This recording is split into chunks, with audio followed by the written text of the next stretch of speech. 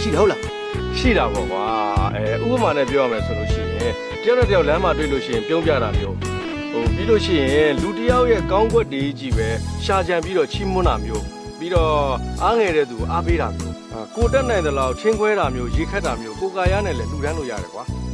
ဘတ်စကားတို့ယထာတို့စီးတဲ့ခါမှာလဲကိုလောက်မတန်ဆွမ်းတဲ့သူနဲ့တွေ့တဲ့ခါကျရင်ကိုယ့်ရဲ့နေရာကိုဖယ်ပေးတာမျိုးပြောရမယ်ဆိုရင်တော့အများကြီးပေါ့ကွာနှုတ်အားဖြင့်တော့လည်းကောင်းကိုအားဖြင့်တော့လည်းကောင်းအမူအရာအားဖြင့်တော့လည်းကောင်းလူတန်းလို့ရတာတွေအများကြီးပါကွာအဓိကအရေးကြီးတာကတော့သူတစ်ပါးပေါ်မှာအကောင်းမြင်စိတ်လေးနဲ့ကိုချင်းစာတရားမွေးပေးဖို့ပါပဲကွာသဘောပေါက်ပါညာ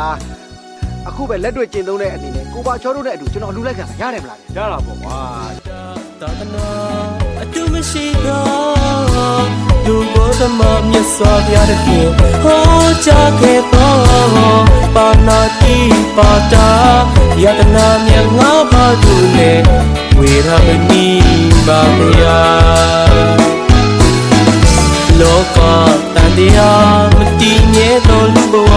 ကိုမှာလောဘဒေါသ